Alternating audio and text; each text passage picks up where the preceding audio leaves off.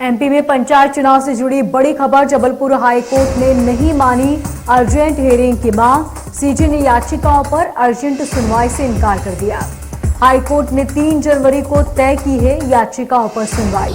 कांग्रेस ने परिसीमन आरक्षण को लेकर याचिका दायर की थी, जिस पर अब 3 जनवरी यानी कि अगले साल सुनवाई की जाएगी।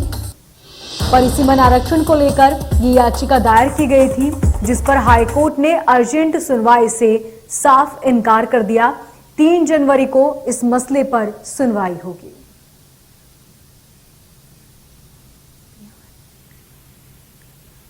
कांग्रेस प्रवक्ता विहान फोन लाइन पर बने हुए हैं। विहान, बहुत शुक्रिया, बहुत स्वागत है आपका। और जानना ये चाहेंगे आपसे कि अब जो अर्जेंट हायरिंग है उसके लिए इनकार कर दिया है कोर्ट ने। 3 जनवरी को याचिका पर सुनवाई होगी, क्या कहना चाहते हैं आप? देखिए, भाजपा सरकार द्वारा पंचायत चुनावों में रोटेशन के आधार पर आरक्षण न दिए जाने के खिलाफ जो रिट पिटीशन कांग्रेस जो दायर की गई थी, उसमें कांग्रेस पार्टी हमेशा यही चाहती थी कि रिट पिटीशन पर जल्द से जल्द सुनवाई हो, लेकिन व्यस्तताओं के कारण जिस प्रकार से सुप्रीम कोर्ट ने अगली तारीख जो है सुनवाई की, उसको 3 जनवरी तक टाला है सेशन के बाद। तो हमारा ये मानना है कि जो भी निर्णय होगा वह कोर्ट का विवेकपूर्ण निर्णय होगा और जो है वो सर्वमान्य निर्णय होगा। लेकिन फिर भी निर्वाचन आयोग को हम ये बताना चाहते हैं कि एक ही चुनाव में 2 नियम आखिर क्यों? आप सरपंचों के चुनाव में रोटेशन के आधार पर आरक्षण को दोबारा नहीं करवाना चाहते, और वहीं पर जो है उनके जिला पंचायत अध्यक्षों के और जनपद अध्यक्षों के लिए आप जो है आरक्षण को आरक्षण दोबारा करवाना चाहते हैं। तो एक ही चुनाव के अंदर 2 नियमावली जो लादी गई है निर्वाचन आयोग द्वारा या भाजपा सरकार द्वारा जो निर्वाचन आयोग को गुमराह करने का प्रयास किया गया है, तो हमारा स्टैंड उसके खिलाफ था। अब जब सुप्रीम कोर्ट में हमारी रिट पिटीशन दायर की गई थी, तो अभी सुप्रीम कोर्ट ने उसको 3 जनवरी तक टाला है। हम कांग्रेस पार्टी लगातार उसके पक्ष में कार्य करती रहेगी और हम अपनी बात को माननीय सुप्रीम कोर्ट के समक्ष जो है पूरी बुलंदी के साथ, पूरी ताकत के साथ में रखेंगे। ठीक, विहान, हमारे साथ बीजेपी प्रवक्ता पंकज भी जुड़ चुके हैं। पंकज, 3 जनवरी को अब अगली सुनवाई होगी, आप क्या कहना चाहेंगे इस पर, क्योंकि कांग्रेस ने परिसीमन और आरक्षण को लेकर याचिका लगाई थी? मोनिका जी, मुझे आपकी आवाज स्पष्ट नहीं आ रही, थोड़ा सा तेज बोलें प्लीज। पंकज, जो हाईकोर्ट ने जो अर्जेंट हायरिंग की जो मांग है उससे इनकार कर दिया है और इस पूरे मसले पर अब 3 जनवरी को जो याचिकाएं हैं उस पर सुनवाई की जाएगी, आप क्या कहना चाहेंगे इस पर?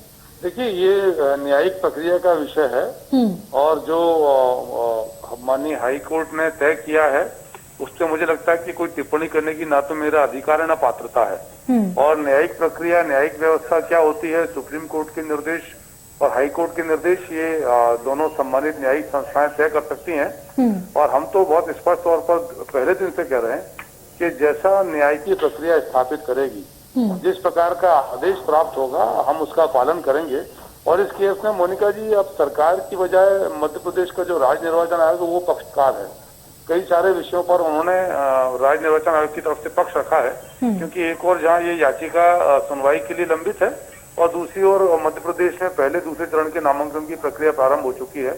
तो मुझे लगता है कि हम सबको, चाहे वो याचिका करता हूँ या इसमें अड़ंगा लगाने वाली कांग्रेस पार्टी हो या हम लोग हों, हमको अब अगले न्यायिक आदेश की प्रतीक्षा करना चाहिए और जैसा भी आदेश आएगा उसका हम सम्मान करेंगे। पंकज जी, कहीं आप ये इसलिए तो नहीं कह रहे क्योंकि जो अर्जेंट हायरिंग है उससे इनकार कर दिया है कोर्ट ने? अगर अर्जेंट हायरिंग कोर्ट करता तब भी क्या आप यही कहते?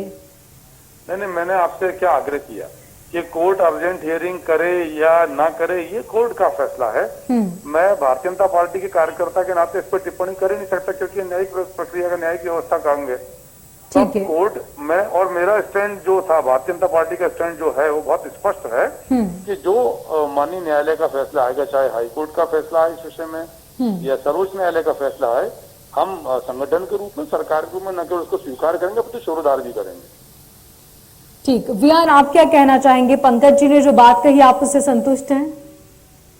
देखिए, पंकज जी भी वही बात कह रहे हैं, मैं भी वही बात कह रहा हूँ लगभग, कि सुप्रीम कोर्ट की व्यस्तताओं के कारण अगर सुनवाई टली, उससे वो एक न्यायिक प्रक्रिया है और हम उसका आदर भी करते हैं। लेकिन कांग्रेस पार्टी का सदैव ये कहना है कि डॉक्टर बाबा साहब आम्बेडकर जी द्वारा रचित संविधान के अनुच्छेद 243D में पंचायत प्रतिनिधियों को जो अधिकार मिले हैं उन्हें भारतीय जनता पार्टी गुमराह करके जो है खत्म करने का प्रयास कर रही है, निर्वाचन आयोग को गुमराह कर रही है। ये हम प्रथम दिन से कहना चाह रहे हैं। और एक पुत्र के दो पिता तो हो नहीं सकते।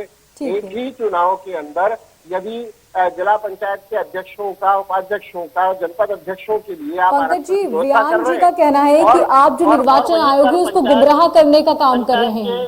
पंचायत के जो प्रतिनिधि हैं, जो हमारे सरपंच भाई बहन हैं, पंचायत सरपंच भाई बहन है, उनके आरक्षण पर आप जो है रोक लगाने का प्रयास कर रहे हैं या उनके आरक्षण को आप टालना चाह रहे हैं। तो ये भारतीय जनता पार्टी का दोहरा चरित्र दिखा रहा है यहाँ पर। अब आप बताइए कि जो व्यक्ति अभी जैसे कुछ पंचायतें हमारी बड़ी भी है मध्य प्रदेश में, तो जो बड़ी हुई पंचायतें हैं उन पंचायतों के अंदर आखिर हम किस प्रकार से निर्णय लेंगे? उसमें तो आपको आरक्षण करना ही पड़ेगा ना। किसी न किसी को तो चुनाव लड़ने के लिए किसी ने एक आरक्षण प्रक्रिया को आपको पालन करना ही पड़ेगा ना। तो फिर समस्त ठीक है व्यान जी, पंकज जी से जवाब ले लेते हैं। पंकज जी, आप क्या कहना चाहेंगे? चुनाव आयोग को गुमराह कर रहे हैं बीजेपी, ये कहना है व्यान जी का। व्यान जी एक सेकंड रुक जाए प्लीज। मैं गुमराह नहीं कर रहा हूँ, मैं सही राह पर लेकर आता हूँ आपके माध्यम से हमारे तमाम दर्शकों को। पहले तो आप इस विषय को समझिए कि मध्य प्रदेश में जब कमलनाथ जी की सरकार थी तो जुलाई 2019 में कमलनाथ जी की सरकार ने परिसीमन किया और मध्य प्रदेश में 22,000 पंचायतों को बढ़ाकर 23,700 पंचायतों की संख्या करी। और जुलाई 2019 में आरक्षण कराने के परिसीमन और आरक्षण कराने के बाद कमलनाथ जी की सरकार लगभग उनको 9 माह का समय था, लेकिन वो किसी प्रकार के चुनाव नहीं करा पाए। किसका दोष है इसमें? और उसके बाद पंचायत राज अधिनियम की धारा 9 का में बहुत स्पष्ट उल्लेख है कि यदि कोई परिसीमन और आरक्षण होने के उपरांत 1 वर्ष की अवधि में किन्हीं भी कारणों से यदि चुनाव नहीं संपन्न होते तो स्वयं में रद्द हो जाता है। ठीक है पंकज जी, समय की कमी है, माफ कीजिएगा। व्यान जी एक आखिरी कमेंट चाहेंगे आपसे। 1 वर्ष से अधिक के अवधि में यदि आरक्षण रद्द होता है तो दोबारा आरक्षण को कराने की व्यवस्था भी संविधान के अंदर है। यही चीज मैं पंकज जी को भी और आपके माध्यमों से दर्शकों को भी मैं यही चीज समझाने का प्रयास कर रहा हूँ। यदि 1 वर्ष के अंदर अगर चुनाव नहीं होता तो तत्कालीन आरक्षण निरस्त होता है, लेकिन उस आरक्षण को दोबारा आरक्षण प्रक्रिया दोबारा लागू करना ये शासन की जवाबदेही होनी चाहिए ताकि रोटेशन को फॉलो किया जा सके आरक्षण के। अब उसी रोटेशन के आधार पर आप पंचायत के अध्यक्ष, नगर पंचायत अध्यक्ष और जिला पंचायत अध्यक्षों के चुनाव में आरक्षण करवा रहे हैं और जो है जिला पंचायत अध्यक्षों को रोटेशन से जो है आप विहीन रखने का कार्य कर रहे हैं। तो यहीं पर कंफ्यूजन है और यही हम नहीं चाहते। हम चाहते हैं कि प्रत्येक सरपंच, हमारा ग्राम पंचायत का प्रत्येक सरपंच और आरक्षण की रोटेशन पॉलिसी का उसे लाभ मिल सके। ठीक।